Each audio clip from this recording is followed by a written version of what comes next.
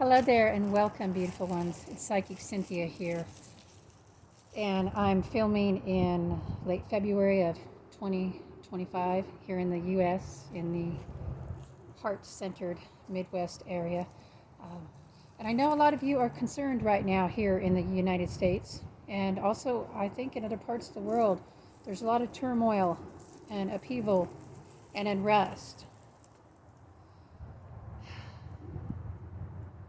I know people from various political spectrums, so uh, this gives me an interesting viewpoint from the human perspective to see the purpleness of it all, we'll say. Um, the wide spectrum of what people are feeling, and some people are feeling hope, many others are feeling despair. And I really think you have to be living in a vacuum if you're not a little bit concerned right now. Uh, you know, if nothing else, I'm concerned about the divisiveness. And, it's almost like a rampant inflammation in the heart of humanity right now. We're inflamed, whatever our viewpoints are. Um, yes, there's a lot of intensity with it right now. So I want to talk just briefly about the astrology here in a moment. But before I do that, I want to share a message my guides gave me about this. And so this is the message when I came to my guides this morning and with my concerns about the turmoil in the world right now and the unrest and all the fighting and the division. And like I said earlier, it's like an inflammation in the heart chakra.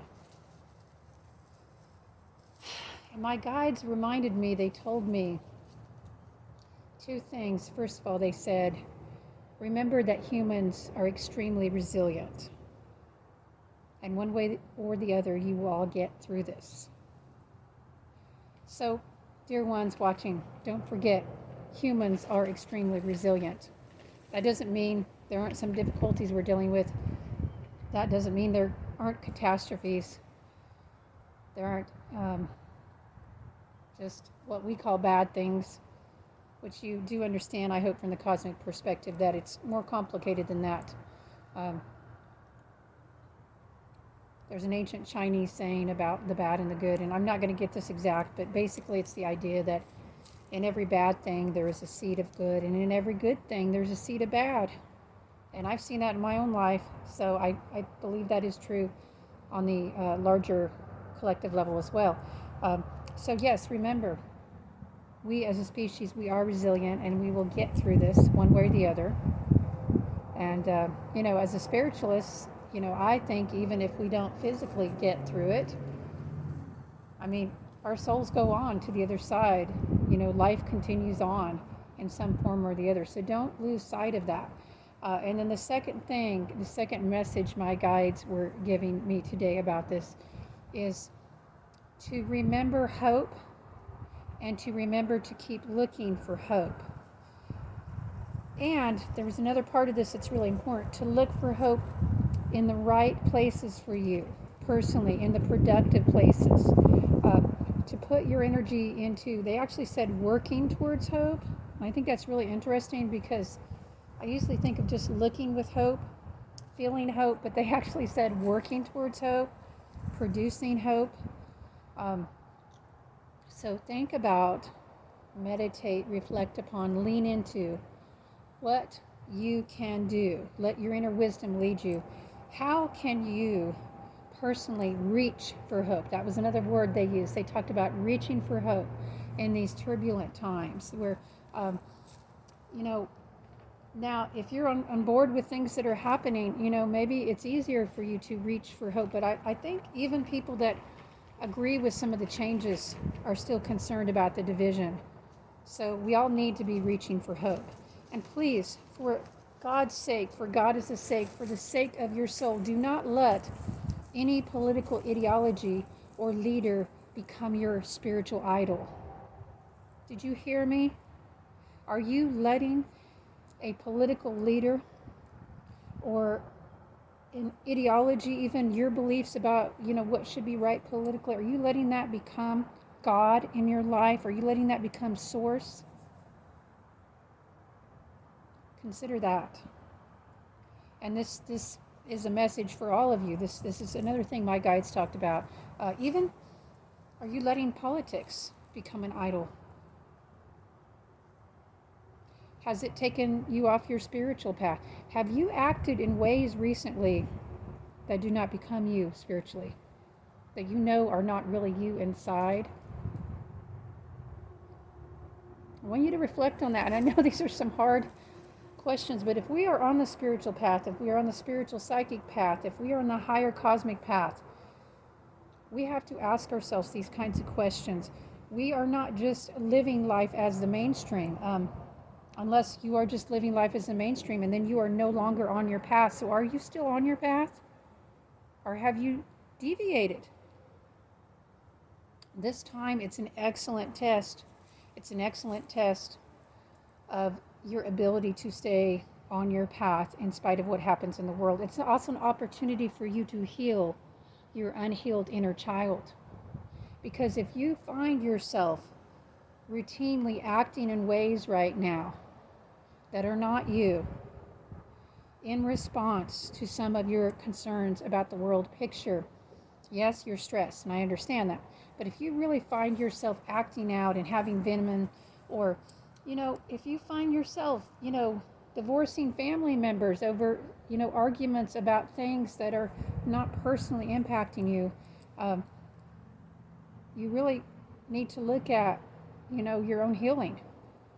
Because this world, it ain't going to get any better by being filled with people with unhealed issues. That is the problem we have now. One of the huge problems. And our leaders from various walks of life, various political parties in various countries, most of them openly show signs of having large unhealed issues.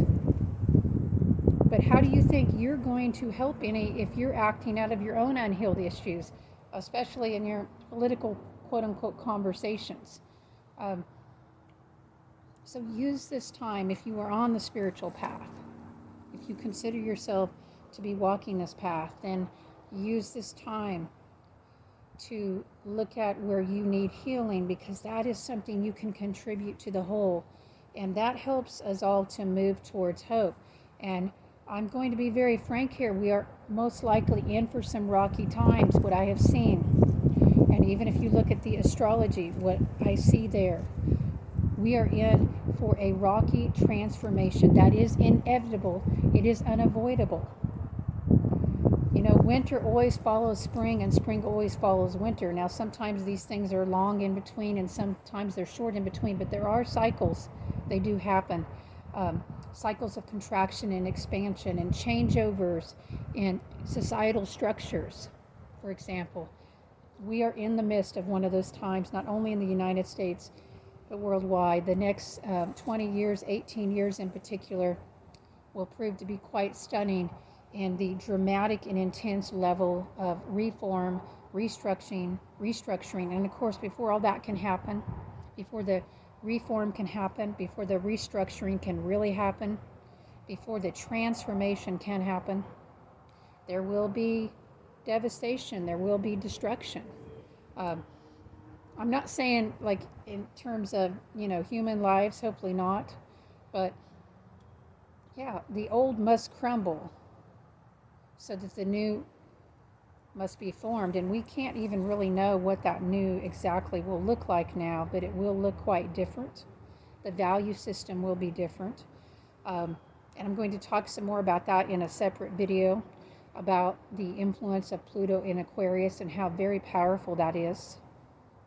And that, again, from here going forward will be an 18-year cycle. So you can check out that video if you want to. But for right now, let's just focus on reaching towards hope in your own life, whatever makes you feel hopeful, and not putting your hope in things that are ridiculous. Okay, be pragmatic about it, be led by your heart, and also balance that with your mind, with good common sense. For example, if, you have relationships in your life that aren't very dependable and you know it, quit putting your hope in those. Put your hope in other relationships or other things that are dependable. Ultimately, I encourage you to put your hope in your spiritual path, because that's always there with you. And then also whatever people, teachers, mentors, friends, lovers, family, support system, also activities that you enjoy. What brings you hope? What do you have to look forward to? You need to find that. You need to create that. Actually, you may have to schedule that in. Okay? But start focusing on what you have to look forward to, not just the fact that the world seems to be crumbling around us. You can't focus only on that. You can. If you do, you will add nothing of valuable contribution. You cannot. Do you want to help the world make the transition? I mean, I'm not saying you're on board with all the changes being made, but knowing that a transition is inevitable to something new. This is just an interim state that we're in right now, okay? So it's going to look a lot different. Don't worry, it's going to look a lot different, and there's probably going to be good and bad, but thank God it's not going to be like this forever, okay? That's all. That's what I'm saying. That's something to be hopeful about. But in your personal life, what do you have to look forward to? Create things to look forward to, even if it's just small things. I hope you create one big thing, one big idea this year that you want to look forward to.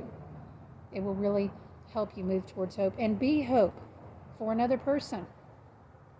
I mean, do you realize all the time that we spend worrying and being afraid and being concerned? And I understand it's very human, but if we spend too much time in that, I mean, that's time that we could be spent caring for each other, helping each other, building each other up.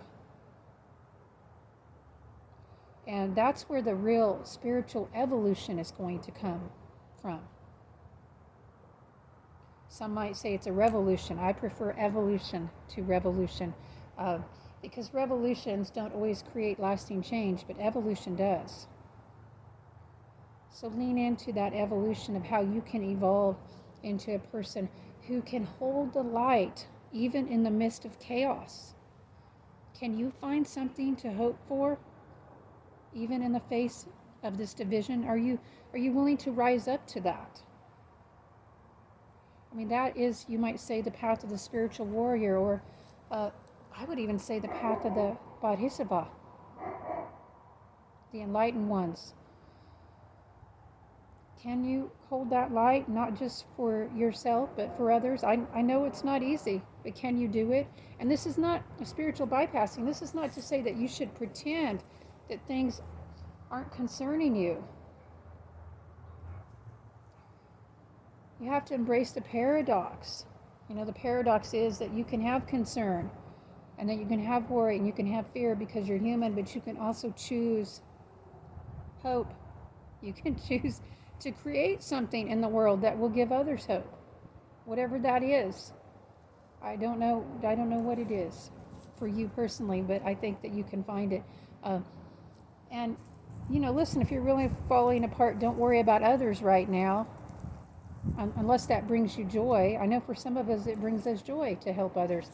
But if you're really falling apart, just concentrate on your own healing. Turn off the news, okay, for a while, and concentrate on your own healing and creating a plan for reaching towards what brings you hope, what brings you energy, what brings you inspiration. And know that, again, humans are resilient. We will get through this. We will. And you will. Until next time, sending you all the love in the universe and bright blessings.